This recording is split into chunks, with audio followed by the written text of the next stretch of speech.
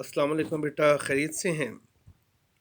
آج حصہ نثر کے حوالے سے ہم آخری نثر کا سبق جس کا عنوان ہے ایوب عباسی، اس کو پڑھیں گے۔ صنف نثر اس کی خاکہ ہے اور مصنف اس کے رشید احمد صدیقی ہیں۔ رشید احمد صدیقی اردو ادب کی اس روایت سے تعلق رکھتے ہیں جو علی گڑھ کی ادبی اور تعلیمی فضا سے جنم لیتی ہے۔ ان کے ہاں اپنے زمانے کے حالات اور واقعات اور شخصیات کا ایک انوکھا امتزاج یا تفصیل ملتی ہے۔ رشید احمد صدیقی اپنے زمانے اور ماحول کے آدمی تھے۔ ان کی تحریر میں شگفتگی بھی ہوتی تھی۔ یہ سبق رشید احمد صدیقی کا لکھا ہوا شخصی خاکہ ہے، جس میں علی گڑھ کالج کے پروووسٹ یعنی ہاسٹل کے منتظم اعلیٰ کے دفتر میں کام کرنے والے ایوب عباسی کی شخصیت کے پہلوؤں کو بیان کیا گیا ہے۔ تو بیٹا اس کو ہم تفصیلاً میں آپ کو بتاتا ہوں کہ اس کا خلاصہ کیا ہے یا اس سبق کا لب لباب کیا ہے۔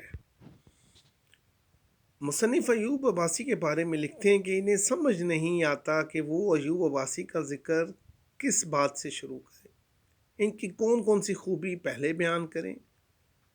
ایوب عباسی قدرت کا ایک انمول تحفہ تھے، جس کی قدر تب ہوتی ہے جب وہ نعمت چلی جاتی ہے، نعمت چھن جاتی ہے۔ وہ دوستوں میں گھل مل جاتے تھے۔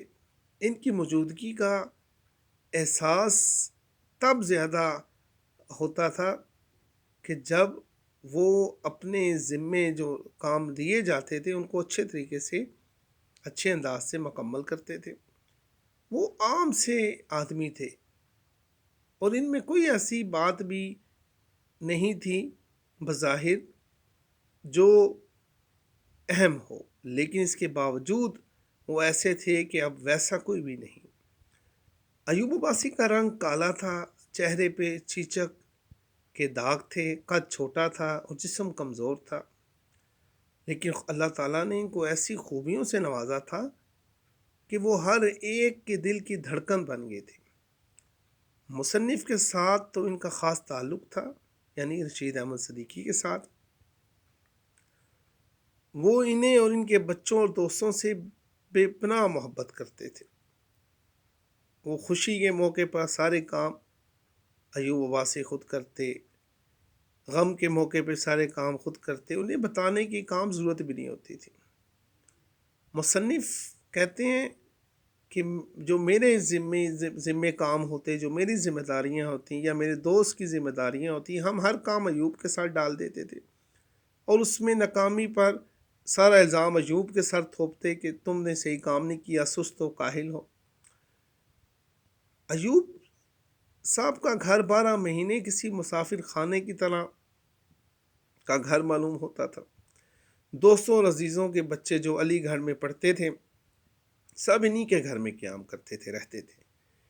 ان کے گھر طالب علموں کا اتنا ہجوم ہوتا تھا کہ دم گھٹنے لگتا تھا، مگر آفرین ہے ان پر کہ اپنی دفتری مصروفیات کے ساتھ ساتھ وہ ان سب طلباء یا بچوں کی دیکھ بھال بھی کرتے تھے، اور اگر دوستوں میں سے کوئی بیمار ہو جاتا تو ایوب عباسی اس کی خدمت کرتے اور اپنے آپ کو وقف کر دیتے، زیادہ سے زیادہ اس مریض کے پاس موجود رہتے۔ لوگ انہیں سخت سست کہتے مگر وہ خوش رہتے اور خدمت میں کمی نہ کرتے تھے۔ ایوب صاحب کی شخصیت کا ایک انوکھا پہلو یہ بھی تھا کہ ہر چھوٹا بڑا ان کی دل سے عزت کرتا تھا۔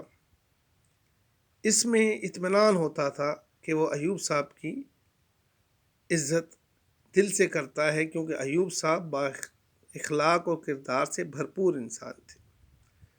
دوسری طرف ایوب صاحب کے دل میں کبھی اس بات کا خیال نہیں آیا تھا کہ لوگ ان کی خدمات کی وجہ سے ان کی عزت کرتے۔ وہ علی گڑھ میں مختلف ہاسٹلوں کے منتظم اعلیٰ کے دفتر میں اہم عہدے پر فائز تھے۔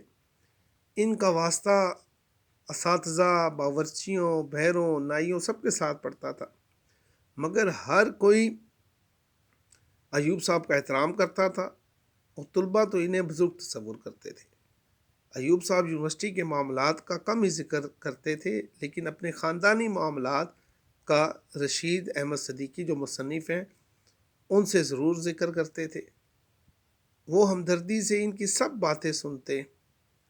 مصنف توجہ سے جب ایوب عباسی کی باتیں سنتے تو ان کا دل کا بوجھ ہلکا ہو جاتا تھا۔ اپنے رشتہ داروں کی طرف سے ایوب عباسی خوش نہیں تھے، ہمیشہ یہی گلہ شکوہ کرتے کہ ان کے رشتہ دار ان سے اچھا سلوک نہیں کرتے ہیں۔ ایوب صاحب جن لوگوں کو عزیز رکھتے تھے انہیں مصنف سے ضرور ملاتے تھے، یعنی رشید احمد صدیقی سے ضرور ملاقات کراتے ایوب عباسی۔ بظاہر اس سے ان کا مقصد یہ تھا کہ لوگ مصنف کی شرافت کی قدر کریں۔ وہ اپنی خوشیوں میں مصنف کو شریک کرتے تھے اور پھر مصنف جب چاہتے تو خوش بھی ہوتے تھے ایوب عباسی۔ سردی کے موسم میں ایک دن ڈاکٹر عباد الرحمان کے گھر بہت سے لوگ جمع تھے۔ ایوب صاحب نے سردی لگنے کی شکایت کی۔ ڈاکٹر صاحب نے انہیں اپنا کوٹ پہنا دیا اور چائے بھی پلائی، مگر مسئلہ حل نہیں ہوا۔ وہ سب انہیں خوب اڑا ڈھکا کر گھر چھوڑ آئے کہ ٹھنڈ نہ لگ جائے زیادہ۔ صبح تک ایوب عباسی کو تیز بخار ہو گیا تھا۔ بہت علاج کیا گیا مگر بخار نہ اترا اور اسی بخار میں وہ فوت ہو گئے، اللہ کو پیارے ہو گئے۔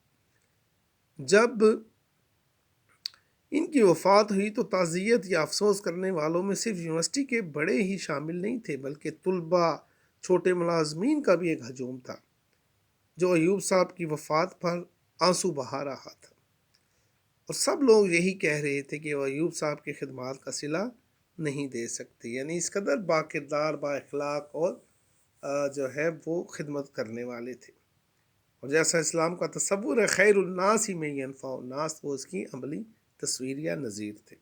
تو یہ باتیں آپ تشریح میں لکھیں گے، آپ کو معلوم ہے خلاصے میں صرف کتاب ہی کی باتیں لکھنا ہوتی ہیں، ٹھیک ہے بیٹا؟ تو یوں آپ کا نثری سلسلہ اختتام پذیر ہوا۔ جو سبق سمجھ میں نہ آیا واٹس ایپ پہ مجھے بتائیں، میں پھر آپ کو آسان ترین انداز میں سمجھا دوں گا، ٹھیک ہے بیٹا؟ اللہ حافظ۔